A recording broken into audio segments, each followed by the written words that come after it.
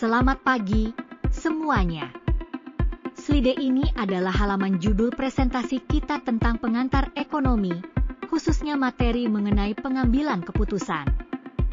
Presentasi ini disusun oleh Rahayu dan Agus Andrianto dari Prodi Teknik Industri, Universitas Teknologi Nusantara.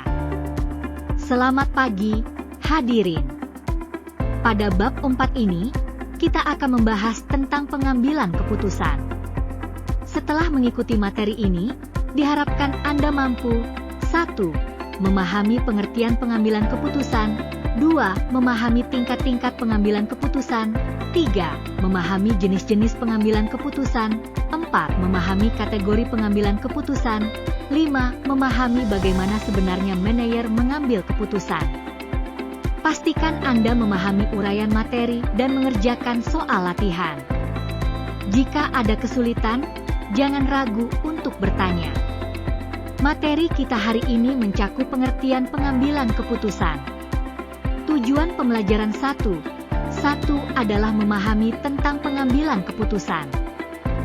Pada slide ini, kita membahas bahwa pengambilan keputusan adalah bagian tak terpisahkan dari kehidupan manusia. Ini adalah proses mental yang mengarah pada pemilihan tindakan dari berbagai alternatif. Manusia adalah pembuat keputusan, dan setiap tindakan memerlukan pengambilan keputusan sebelumnya. Keputusan sehari-hari seringkali sederhana, namun tetap memerlukan pertimbangan. Pengambilan keputusan adalah memilih satu alternatif terbaik dari yang tersedia. Ini memerlukan pertimbangan, perbandingan, dan studi.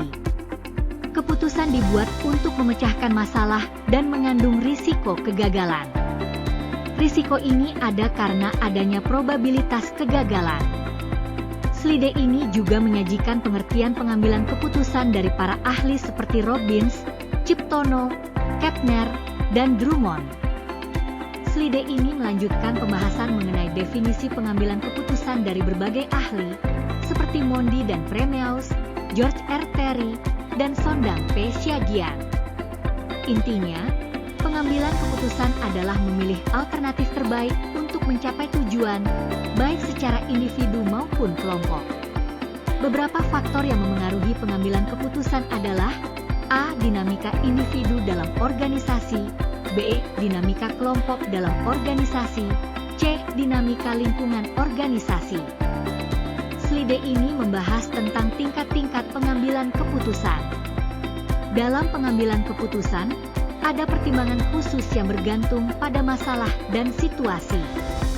Berikut adalah dasar pengambilan keputusan.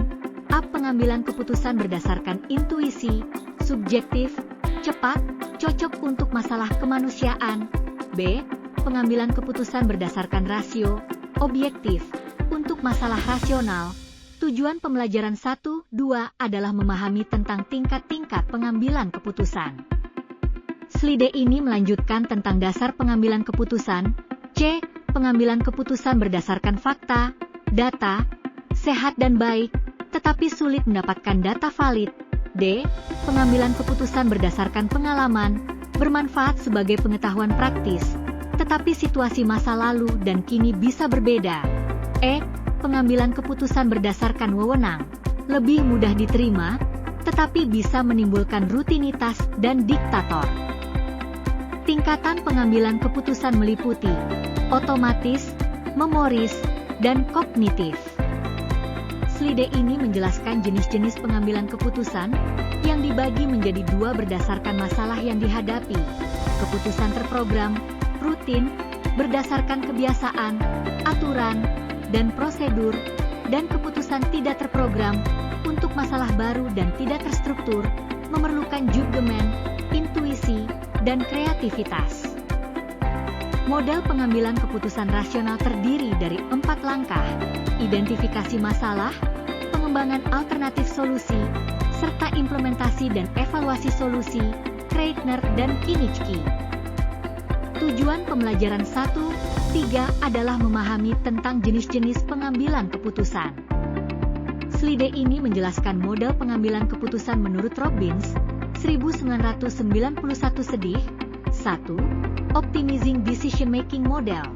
2. Satisficing model, dan 3. Implicite favorite model. Model rasionalitas mengasumsikan pengambil keputusan sebagai manusia rasional yang konsisten dalam membuat pilihan. Langkah-langkah pengambilan keputusan menurut E.F. Harrison meliputi define the problem, identify the decision criteria, allocate the way to the criteria, develop the alternatives, evaluate the alternatives, dan select the best alternative. H. Simon memperlihatkan 3 langkah: identify and define the problem, generated the alternative solutions to the problem, select solution and implement it.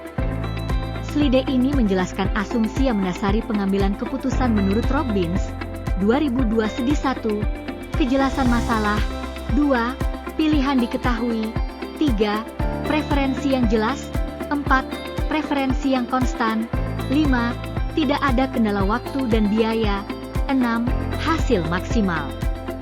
Kondisi ideal ini tidak realistis, sehingga dikembangkan model bounded rationality atau rasional terbatas, yang mengasumsikan keterbatasan rasionalitas manusia.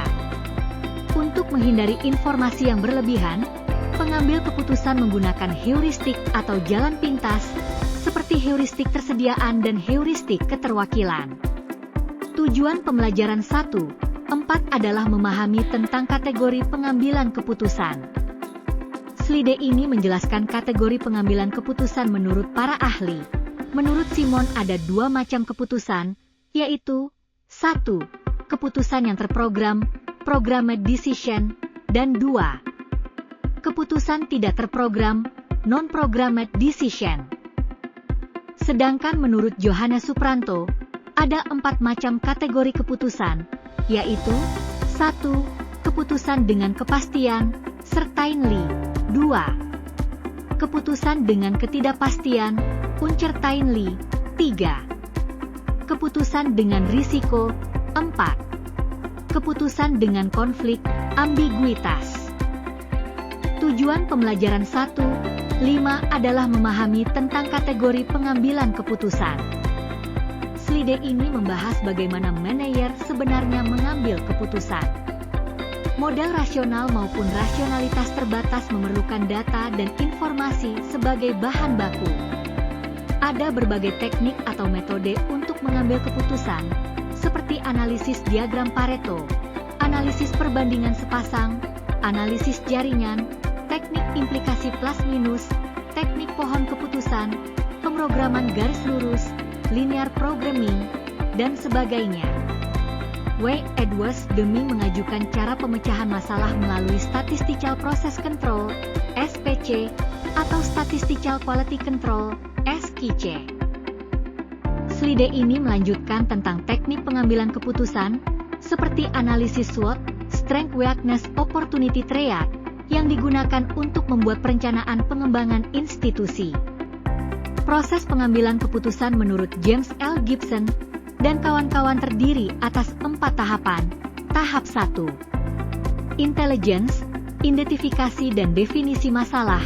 Tahap 2. Desain. Tahap 3. Choice, memilih alternatif. Tahap 4. Implementation. Slide ini juga mencantumkan latihan soal dan tugas untuk menguji pemahaman Anda. Slide ini adalah penutup materi pembelajaran mengenai pengambilan keputusan. Terima kasih atas perhatiannya.